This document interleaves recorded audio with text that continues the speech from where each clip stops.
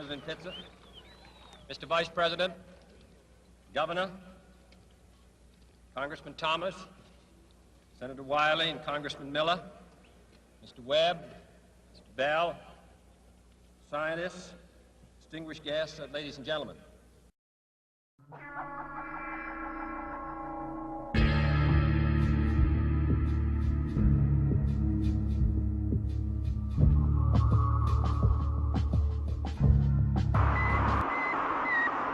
CBS Television presents a special report on Sputnik 1, the Soviet space satellite. Douglas Edwards reporting.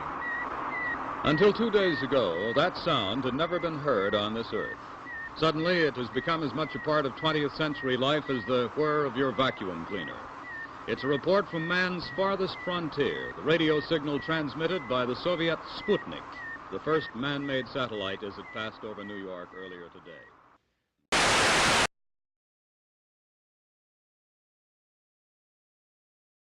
Historic day, one of the most unforgettable of our century, the point of departure for man seeking to reach space.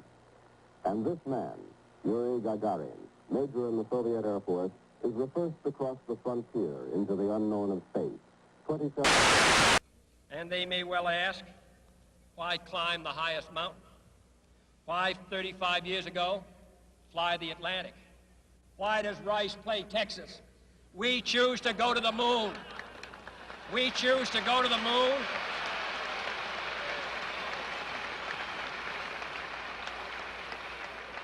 We choose to go to the moon in this decade and do the other things, not because they are easy, but because they are hard.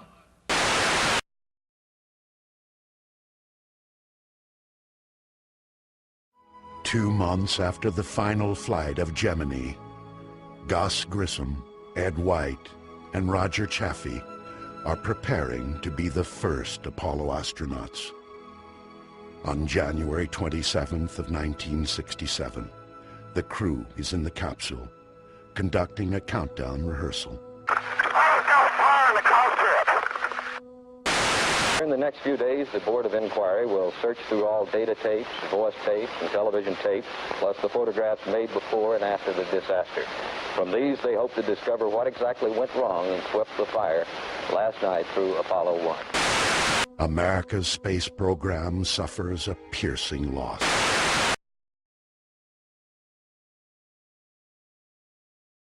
The purpose of the flight of Apollo 7 could be stated very simply.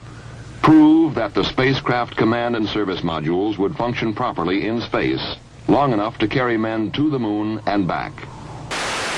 5, 4, ignition, GR.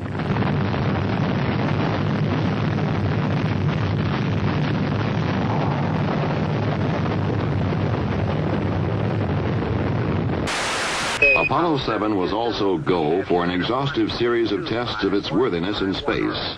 One of the first things which had to be learned was whether the astronauts could control the spacecraft combined with the S-4B Saturn stage. A very similar thing would have to be done during the early phases of a lunar mission. The answer was not long in coming. The question now was whether the astronauts could turn their spacecraft around and control it to the degree required for future physical link-ups with equipment in space. For this, too, would have to be done in the lunar flight. And again, the answer was yes.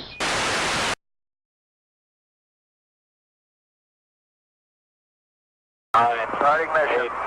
Flame burned. Engines armed.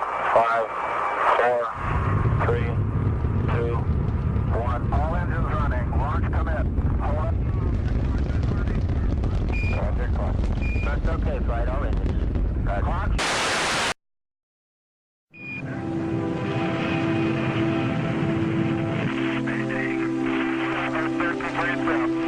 Roger. Understand that.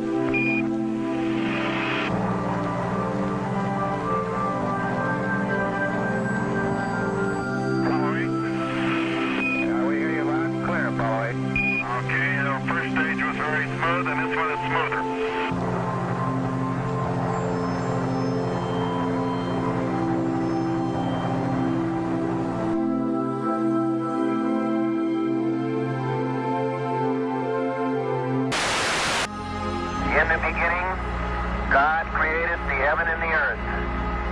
And the earth was without form and void, and darkness was upon the face of the deep. And the darkness he called night, and the evening and the morning were the first day. And God called the dry land earth, and the gathering together of the waters called he seas. God saw that it was good. And from the crew of Apollo 8, we close with good night, good luck, a Merry Christmas, and God bless all of you on the good earth.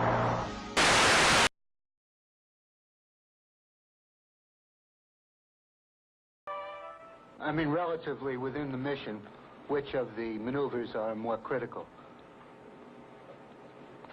Well, obviously, the untethered EVA with a limb probably is, because the limb goes to 90 miles. It has no heat shield and no tether.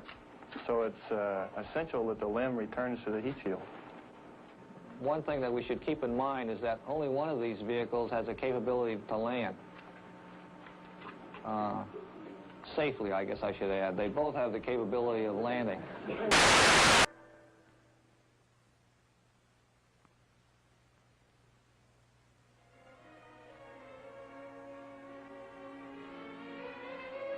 In orbit, the Apollo 9 astronauts are beginning 10 days of the most complex mission ever attempted in space.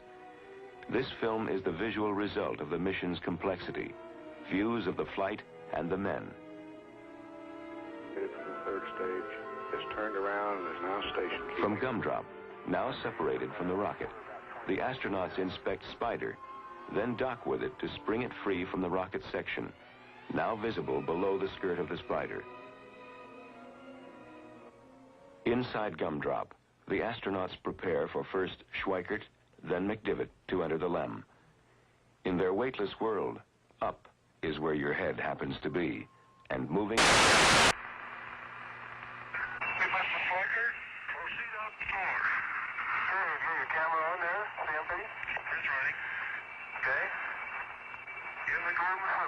Outside Spider, Schweikert is standing on his porch.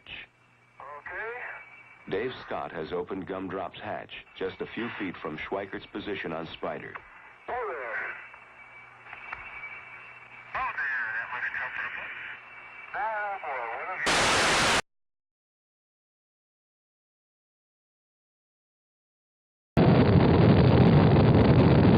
Stafford reports the clock has started. The tower is clear.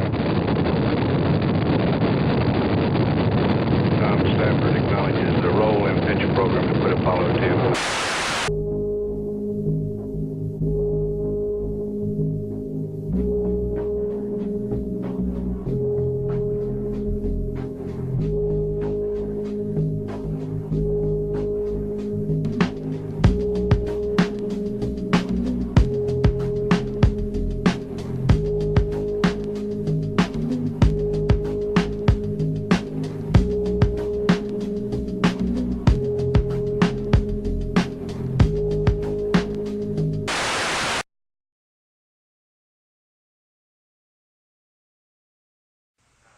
Plus 0, 0, 0, 9 or 8.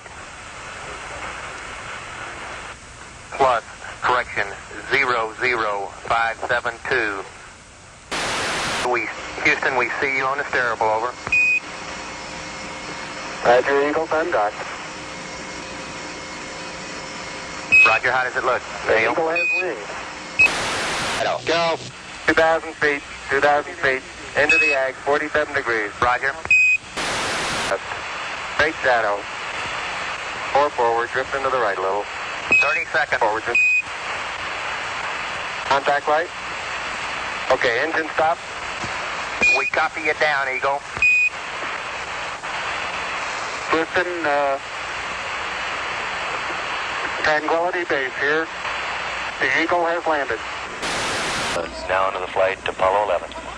Yeah, our current plan is to have crew members aboard the Eagle to eat and relax for a little while prior to starting EVA preps. We won't know with certainty or have a reasonable time hack until about an hour before the 世界は人類がその歴史上初めて月面に一歩を踏む瞬間を待っているのであります。街の通りにはかなり多くの人が見られますが、大多数の人はもちろんテレビを見られるホテルのロビーとか休憩室に集まっています。I'm going to step off the limb. It's one small step for man, one giant leap for mankind.